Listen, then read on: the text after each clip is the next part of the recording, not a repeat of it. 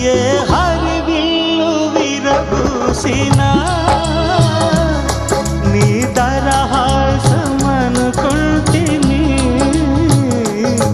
ఏ చిరుగాలి కదలాడినా నీ చరణాల శృతి వింటిని.